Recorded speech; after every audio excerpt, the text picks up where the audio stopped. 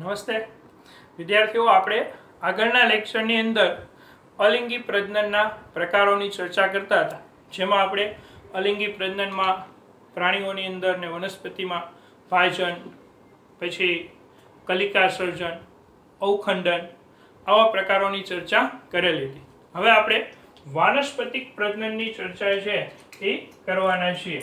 વાનસ્પતિક પ્રજનન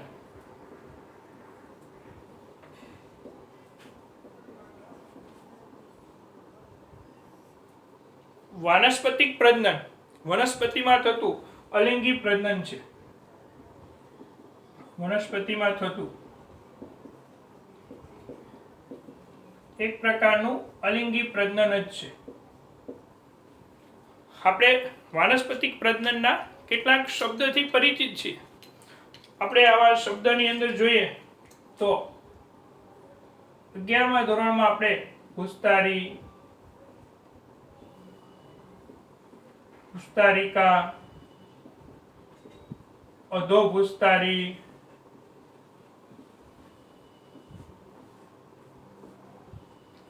આવા શબ્દની ચર્ચાઓ કરી ગયેલા છીએ. કંદ,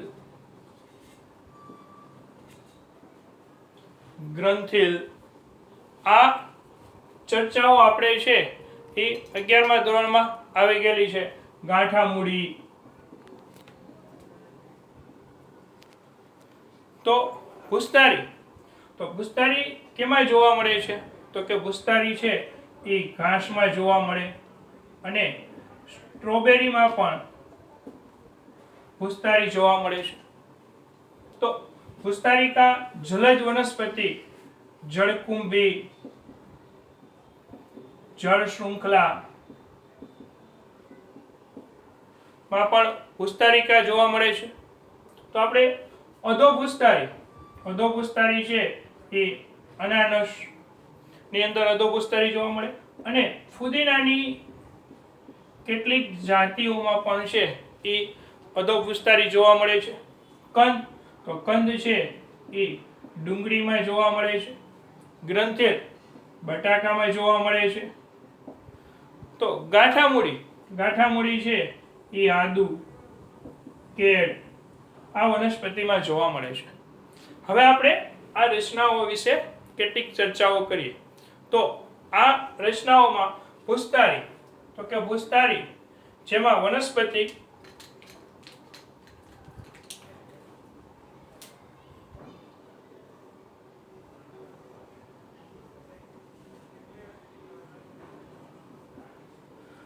વનસ્પતિનું પ્રકાંડ જમીનની બહાર, જમીનને સમાંતરે લાંબી પાતળી શાખા વિકસાવે. જમીનની બહાર, જમીનને સમાંતરે લાંબી પાતળી શાખા વિકસાવે. આ શાખા જમીનના સંપર્કમાં આવે ત્યાં નવું મૂળ તંત્ર અને હવાઈ પ્રવાહનું નિર્માણ કરે. આ શાખાને કહેવાય છે ભૂસ્તારી તરીકે ઓળખવામાં આવે છે. ભૂસ્તારિકા છે એ જલજ વનસ્પતિમાં જોવા મળે છે.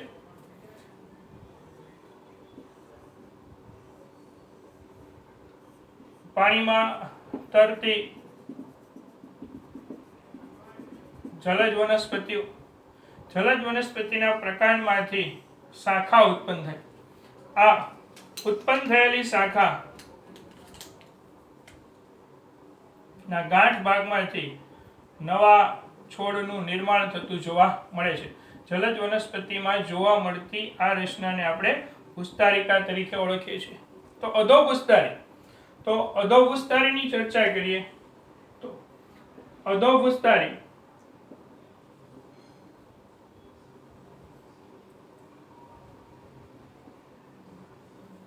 જમીનમાં જ ડેવલપમેન્ટ થતી જોવા મળે છે. જમીનમાં ડેવલપમેન્ટ થતી આ રચના જમીનની બહાર નવા છોડનું નિર્માણ કરે છે. આ અધોભૂસ્તારી તરીકે ઓળખાય છે. અનાનસ છે, ફુદીનો છે, એ અધોભૂસ્તારી દ્વારા વાનસ્પતિક પ્રજનન કરતા જોવા મળે છે. ડુંગળીમાં કંદ જોવા મળે છે. તો આદુ અને કેળ એમાં ગાંઠામૂળી જોવા મળે છે. આદુ અને કેળમાં ગાંઠામૂળી. દાખલા તરીકે આપણે કેળનું પ્રકાંડ લઈએ તો કેળના પ્રકાંડમાં ભૂગર્ભીય પ્રકાંડ હોય જે જમીનમાં આવી રીતના ગાંઠોનું બનેલો હોય છે અને પછી એનું મૂળ તંત્ર જોવા મળે છે. આ ગાંઠના ભાગમાંથી નવા છોડનું નિર્માણ થતું જોવા મળે છે. તો એટલે એને ગાંઠામૂળી, ગાંઠ છે એ પ્રકારનો ભાગ છે પણ જમીનમાં આવેલું છે એટલે મૂળ સાથે એને સરખાવેલું છે એટલે આવા પ્રકારને કેવું કહેવાય છે? ગાંઠામૂળી પ્રકાર તરીકે ઓળખાય છે. અને જે નવા છોડનું નિર્માણ કરે છે, આદુમાં પણ ગાંઠને અલગ કરી અને આપણે વાવેતર કરીએ તો એમાંથી પણ નવો છોડ પ્રાપ્ત થતો જોવા મળે છે. તો આ બધી જ રચનાઓ વાનસ્પતિક પ્રસર્જનમાં ઉપયોગી છે. પ્ર એટલે પ્રજનન, સર્જન એટલે નિર્માણ કરવું, વનસ્પતિના ભાગ દ્વારા પ્રજનનની મદદથી નિર્માણ કરવાની પ્રક્રિયા. આ બધી વાનસ્પતિક પ્રજનન પદ્ધતિઓની અંદર આપણે જોઈએ તો ઉત્પન્ન થતી સંતતિઓ જ્યારે આપણે આ શાખાઓ તોડી નાખીએ તો હવે સ્વતંત્ર સજીવ તરીકે છે એ વર્તે છે. આમ આ રીતે વાનસ્પતિક પ્રજનનથી ઉત્પન્ન થતી બધી સંતતિઓ છે પોતાના પિતૃની આબેહૂબ નકલ જ બને. એટલે વાનસ્પતિક પ્રજનન પણ અલિંગી પ્રજનન છે. બીજું, વાનસ્પતિક પ્રજનનમાં એક જ પિતૃ સંકળાયેલું છે જે પણ અલિંગી પ્રજનન દર્શાવે. ત્રીજું, વાનસ્પતિક પ્રજનનથી ઉત્પન્ન થતો છોડ સંપૂર્ણપણે પિતૃની નકલ ઉત્પન્ન થાય છે. તો એટલા માટે વાનસ્પતિક પ્રજનન દ્વારા ઉત્પન્ન થતી સંતતિ ક્લોન છે, જનીનિક પ્રતિકૃતિ છે. વાનસ્પતિક પ્રજનન દ્વારા ઉત્પન્ન થતી સંતતિ જનીનિક પ્રતિકૃતિ છે.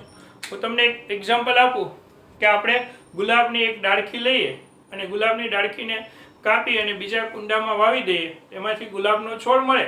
આપણે જે છોડમાંથી ડાળખી વાવેલી છે એવો જ છોડ થશે, એવા જ રંગના પુષ્પ આવશે અને એવડા જ કદના પુષ્પ થશે. તો સંપૂર્ણપણે આ રચના છે એ પિતૃ જેવી થઈ એટલે એ ક્લોન તરીકે છે એ વર્તે છે. આમ યાદ રાખજો, અલિંગી પ્રજનન દ્વારા ઉત્પન્ન થતી સંતતિ ક્લોન છે, એમ વાનસ્પતિક પ્રજનનની સંતતિ પણ શું છે? ક્લોન છે. હવે આપણે જળકુંભી વિશેની ચર્ચા કરી. આ વોટર હાયસિન્સ, જળકુંભી અને જળ શૃંખલા બંને પાણીમાં ઉગતી વનસ્પતિ છે. જળકુંભી વોટર હાયસિન્સ છે એમને પાણીની અંદર ભારતમાં વિદેશમાંથી લઈ આવવામાં આવેલી છે.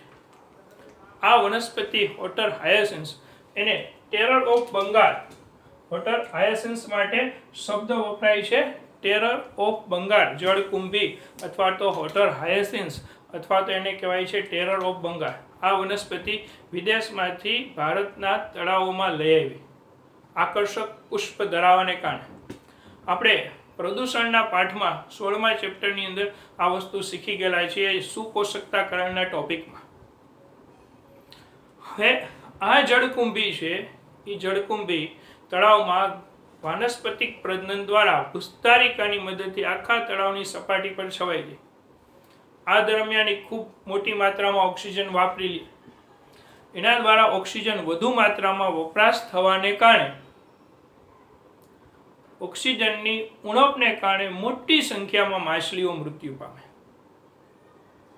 આ વનસ્પતિ ભારતમાં શા માટે લઈ આવવામાં આવેલી હતી? તો કે આકર્ષક પુષ્પને કારણે. અત્યારે એ જલીય નિંદામણ છે, આપણી એક સમસ્યા બની ગઈ છે જળકુંભી. કારણ તો કે એને દૂર કરવી ખૂબ અઘરી છે, સરળતાથી દૂર થઈ શકતી નથી. અત્યારે આપણી આજુબાજુના તળાવોમાં જોઈએ તો આ જળકુંભી છે એ આપણને જોવા મળે છે જુદા જુદા વિસ્તારોમાં. તો આ જળકુંભીની ચર્ચા. હવે આ બધી જ વાનસ્પતિક પ્રસર્જન માટેની રચનાઓ છે એ નવા નવા છોડનું નિર્માણ કરે છે. અમને પ્રશ્ન થાય કે શેરડીનું વાવેતર કઈ રીતના થાય છે? તમે ગ્રામ્ય વિસ્તારમાંથી આવતા હોય તો તમને શેરડીના વાવેતરનો ખ્યાલ હોય. શેરડીનું વાવેતર કઈ રીતના કરવામાં આવે? તો કે શેરડીના પ્રકાંડના નાના નાના ટુકડા કરવામાં આવે. એટલે કે શેરડીનું મોટું પ્રકાંડ હોય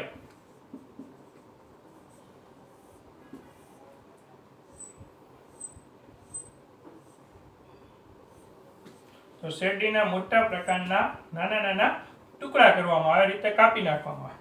એના પ્રકાંડના ગાંઠ ભાગમાં કલિકા આવેલી હોય છે. આ ગાંઠ ભાગમાં આવેલી કલિકાઓ દ્વારા નવા છોડનું નિર્માણ થતું જોવા મળે છે. આ પ્રકારના ટુકડાને ભીની પોચી જમીનમાં દબાવી દેવામાં આવે. ભીની પોચી જમીનમાં દબાવીએ એટલે એમાંથી નવા છોડનું નિર્માણ થાય છે. બટાકામાં પણ આમ જ વાવેતર થાય. બટાકાની અંદર શું કરવામાં આવે તો કે બટાકાના જે પ્રકાંડ ખોરાક સંગ્રહિત રચના બટાકા છે, આપણે 11th માં આવી ગયું પ્રકાંડ છે, એ બટાકાના ટુકડા કરી ભીની પોચી જમીનમાં વાવવામાં આવે. બટાકામાં આંખ આવેલી હોય છે, આપણે ખબર છે બટાકામાં આંખ આવેલી જોવા મળે છે, ખાડા જેવી રચના.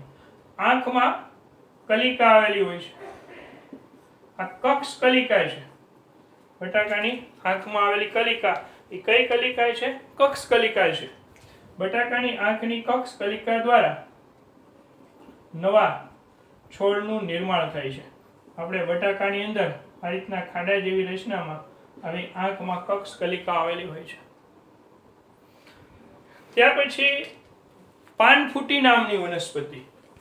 તો આપણે પાનફૂટીની અંદર જોઈએ બ્રાયોફાઇલમ.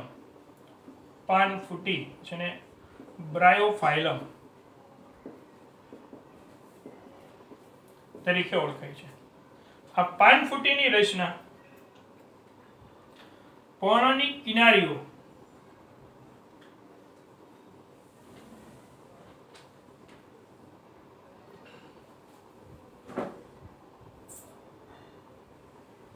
ખાંચોયુક્ત જોવા મળે છે. ત્યાં પર્ણની કિનારીમાં અસ્થાનિક કલિકા આવેલી હોય છે. અસ્થાનિક કલિકા યોગ્ય એટમોસ્ફિયર મળતા શું કરે તો કે અસ્થાનિક કલિકા યોગ્ય એટમોસ્ફિયર મળતા પોતે કદમાં વૃદ્ધિ પામે, મોટી થાય, ખરી પડે અને ત્યાંથી ખરી પડી નીચે ભીની પોચી જમીન હોય તો ભીની પોચી જમીનમાં એ કલિકાનું સ્થાપન થાય, એમાંથી નવા છોડનું નિર્માણ થાય. તો આ અસ્થાનિક કલિકા. ત્યાર પછી આપણે પ્રકલિકાની ચર્ચા કરી ચૂકેલા છીએ કે પ્રકલિકા એટલે શું.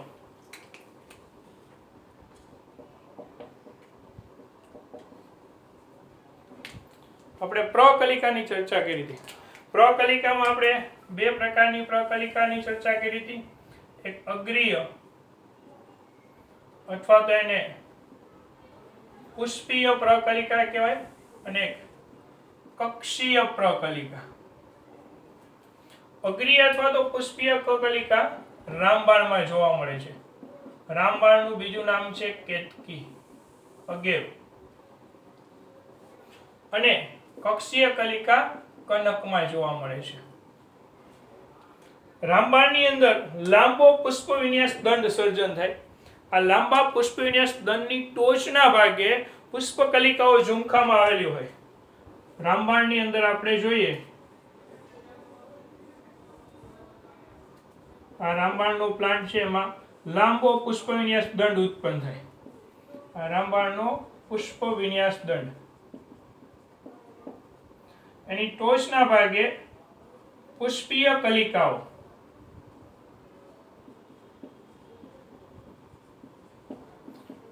ઝુમખામાં ઉત્પન્ન થાય અને જે ખરી પડે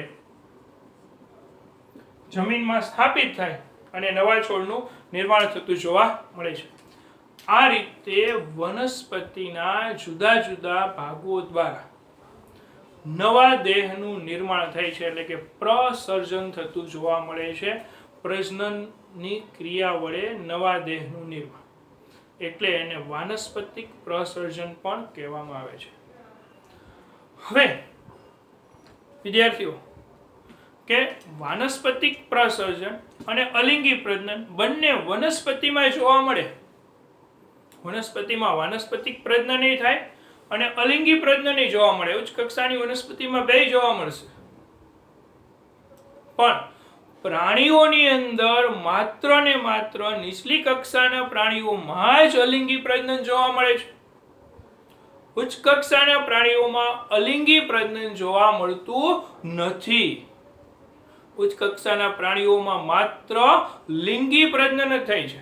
જો વનસ્પતિમાં બે પ્રજનન શક્ય છે, અલિંગી પ્રજનન અને લિંગી પ્રજનન, પણ પ્રાણીઓ માટે નીચલી કક્ષાના પ્રાણીઓમાં જ અલિંગી પ્રજનન થાય, ઉચ્ચ કક્ષાના પ્રાણીઓમાં અલિંગી પ્રજનન થતું નથી. ઉચ્ચ કક્ષાના પ્રાણીઓમાં માત્ર લિંગી પ્રજનન જ થાય છે. હવે આપણે લીલ અને ફૂગ ની ચર્ચા કરીએ કેટલીક. તો લીલ અને ફૂગમાં આપણે જોઈએ તો અલિંગી પ્રજનન એની સામાન્ય પ્રજનન પદ્ધતિ છે. લીલ અને ફૂગની અંદર અલિંગી પ્રજનન પદ્ધતિ સામાન્ય છે.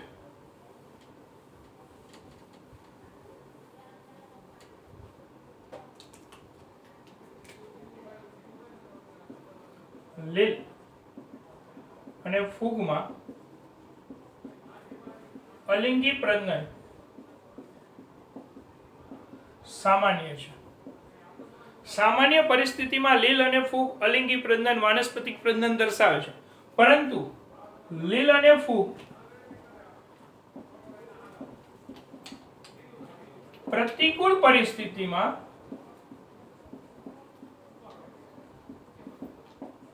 લિંગી પ્રજનન દર્શાવે છે. હવે આપણા મગજમાં તરત જ પ્રશ્ન ઉત્પન્ન થાય કે સાહેબ પ્રતિકૂળ પરિસ્થિતિમાં લીલ અને ફૂગ શા માટે લિંગી પ્રજનન ઉત્પન્ન કરે? તો પ્રતિકૂળ પરિસ્થિતિમાં લીલ અને ફૂગ જન્યુઓનું નિર્માણ કરશે. પ્રતિકૂળ પરિસ્થિતિની અંદર લીલ અને ફૂગ કેનું નિર્માણ કરશે? જન્યુઓનું નિર્માણ.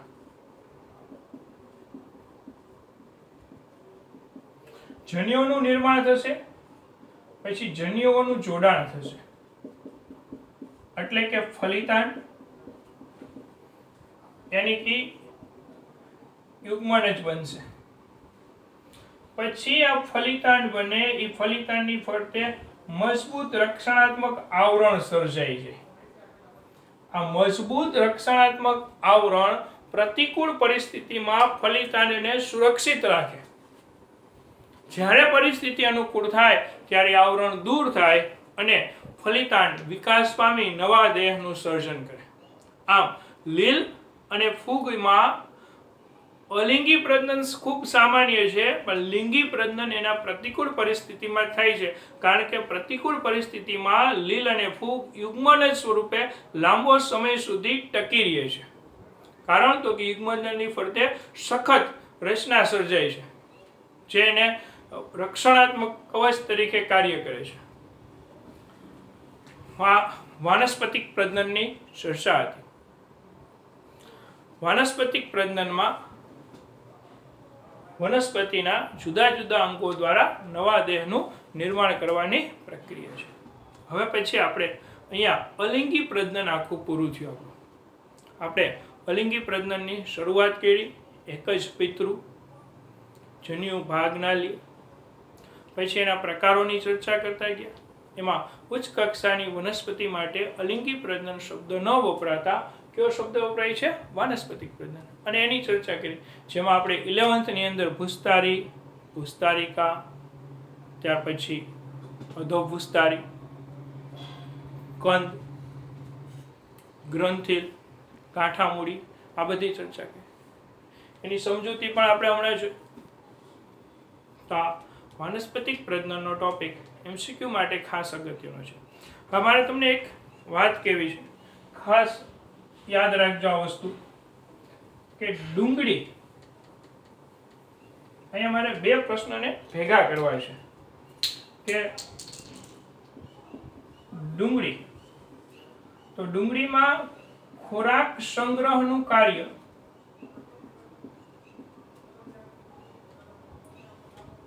પર્ણ દ્વારા થાય છે. ડુંગળીમાં ખોરાક સંગ્રહનું કાર્ય છે એ કોના દ્વારા થતું જોવા મળે છે? તો કે ડુંગળીમાં ખોરાક સંગ્રહનું કાર્ય પર્ણ દ્વારા થાય છે, પણ ડુંગળીમાં વાનસ્પતિક પ્રજનનનું કાર્ય પ્રકાંડ દ્વારા થાય છે. ડુંગળીમાં ખોરાક સંગ્રહ છે એ પર્ણ દ્વારા થાય, પણ વાનસ્પતિક પ્રજનન ડુંગળીમાં કોના દ્વારા થાય છે? પ્રકાંડ દ્વારા થતું જોવા મળે છે. તો આ ખાસ યાદ રાખો. વાનસ્પતિક પ્રજનનના દરેકના દ્રષ્ટાંત MCQ માટે ખાસ યાદ રાખવા. હું અહીંયા લખતો જાઉં છું MCQ માટેનો દ્રષ્ટાંત જે શરૂઆતમાં લખેલા હતા. ફરીથી પાછું યાદ રાખવું. ભૂસતારી, એના દ્રષ્ટાંત યાદ કરો તો કે ઘાસ અને સ્ટ્રોબેરી. અધોભૂસતારી, તો અધોભૂસતારીની અંદર કોણ આવશે તો કે અનાનસ, ફુદીનો. ત્યાર પછી અધોભૂસતારી પછી ભૂસતારિકા. ભૂસતારિકાની અંદર જળકુંભી અને જળ શૃંખલા. ત્યાર પછી કંદ, ડુંગળી, ગાંઠામૂળી, કેળ અને આદુ. આદુને આપણે ખબર છે, આપણે રાઇઝોમ તરીકે ઓળખીએ છીએ. હળદરમાં પણ આ જ રીતના થાય. આદુની જેમ જ ગાંઠામૂળી દ્વારા વાનસ્પતિક પ્રજનન હળદરમાં થાય. એ રાઇઝોમ તરીકે ઓળખાતી રચના. ત્યાર પછી ગ્રંથિલ, આંખ દ્વારા બટાકામાં. બટાકાની આંખ કક્ષ કલિકાનું રૂપાંતર છે. ત્યાર પછી હું એક લખું છું વીરો. વીરો હંસરાજમાં જોવા મળે છે. સ્ટોલન એટલે વીરો હંસરાજમાં જોવા મળે. ત્યાર પછી પુષ્પીય કલિકા. પુષ્પીય કલિકા દ્વારા વાનસ્પતિક પ્રજનન છે એ રામબાણમાં થાય. કક્ષીય પ્રકલિકા. પુષ્પીય પ્રકલિકા, કક્ષીય પ્રકલિકા કનકમાં થતું જોવા મળે છે. તો પાનફૂટી પર્ણની અસ્થાનિક કલિકા દ્વારા વાનસ્પતિક પ્રજનન દર્શાવે છે. તો આ બધા એક્ઝામ્પલ MCQ તરીકે ખાસ યાદ રાખવા. હવે આના પછીના આપણે નેક્સ્ટ લેક્ચરની અંદર ભણવાના છીએ લિંગી પ્રજનનની માહિતીઓ.